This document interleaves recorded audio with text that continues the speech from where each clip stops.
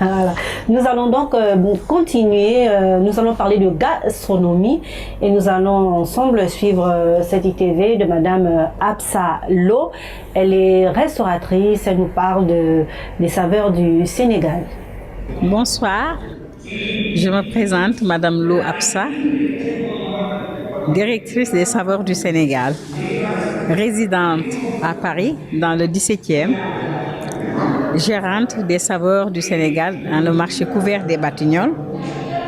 Et la structure, c'est la promotion de la cuisine traditionnelle africaine en général.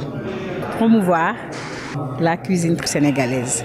Montrer la valeur nutritive de notre cuisine, la cuisine de ma grand-mère.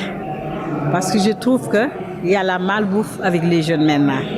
Les hamburgers, les pizzas, on ne critique pas, mais nous avons des vertus. Aujourd'hui, le plat national du Sénégal, le thiep avec le poisson, avec les diagas comme on dit, le tcherimboum. Le tcherimboum, c'est un couscous avec des épinards, avec la moringa et tout ce qui est les épices du pays. Et ce tcherimboum-là est servi à la francophonie en France, est servi à la mairie de Paris, est servi à l'UNESCO, est servi dans d'autres sites. Et des personnes qui ne connaissent pas, qui viennent découvrir, il faut croire à notre cuisine, il faut croire à nos produits. Parce que quand même, on ne peut pas vivre sans consommer ce qui se cultive chez nous. Parce qu'il faut avoir l'audace de vendre nos produits, les jus locaux, le bissap aujourd'hui, le baobab, et aussi les beignets de mil, tout ce qui est apéro. Nous n'avons pas fait des mini croissants, non. On a fait les beignets, les merveilles de Paris-Dakar. Nous avons fait le couscous de mil en beignet. Nous avons fait aussi des petites croquettes. Tout est fait avec des femmes. Donc il faut booster l'entrepreneuriat féminin, l'artisanat, l'art culinaire. Vous savez, la cuisine est un art. Il faut valoriser l'artisanat culinaire. Et tout le monde n'est pas artiste dans ça. Il faut aimer. Moi, pour faire la cuisine, j'ai la joie de vivre. Je suis épanouie dans ma cuisine. Donc, les couleurs, les assaisonnements, les calebasses, et vous savez maintenant, il faut se ressourcer. On ne peut pas se développer sans valoriser notre propre culture. Et la gastronomie, c'est la première culture qui peut se vendre. Là où vous allez, les Chinois nous servent leur salade chinoise. Les Marocains nous servent leur couscous. Hein? Donc, il faudrait que nous-mêmes, nous servons maintenant notre thiep traditionnel, notre couscous. Et c'est ce qui fait cette force. Mais je pense que beaucoup de Sénégalais qui font ce métier ont peur de vendre ça. Donc, il faut y aller.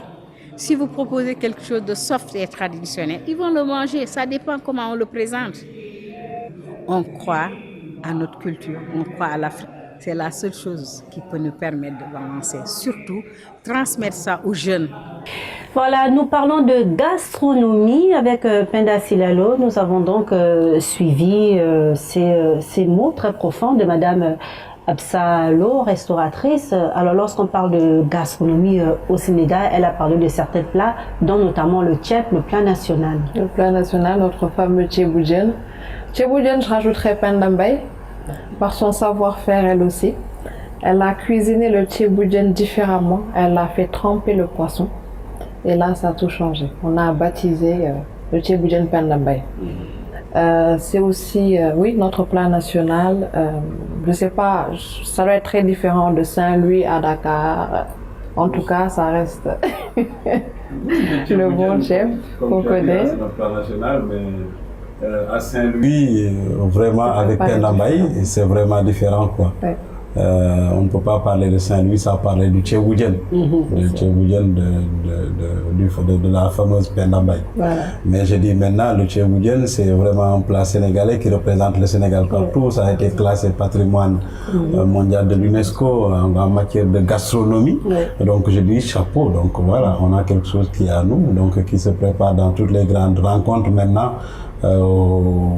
Entre les 4 murs des présidences même, ça se prépare. Oui. Donc, Même à l'extérieur du Sénégal, on consomme beaucoup le tchèp. Donc voilà, chapeau à cette grande dame, chapeau au Sénégal. Voilà. Et lorsqu'on dit tchèp, bon, il y a tchéboudienne, tchébouya, tchébouguina. Voilà. Tchébou ketchar. Voilà.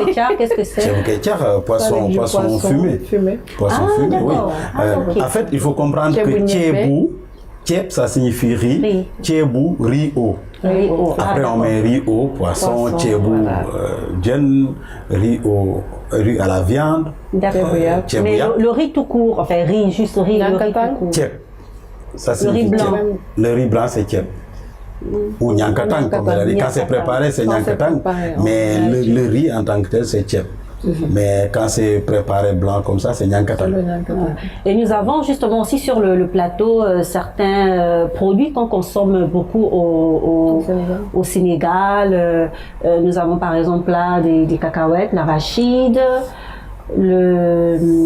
le pain de change, du mil, donc voilà. Oui. L'arachide, ça va nous amener directement à ce qu'on appelle bassin arachidier. Le Sénégal, pendant très longtemps, était l'un des plus grands exportateurs ou bien producteurs d'arachide.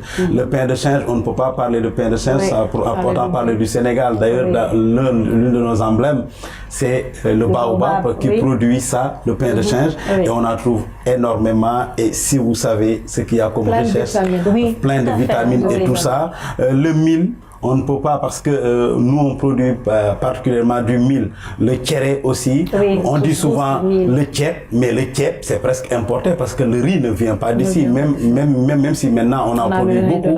Mais le tchéré, le tchéré bassé, le tchéré bop, voilà, ça vient de sous nos tchéré mboum.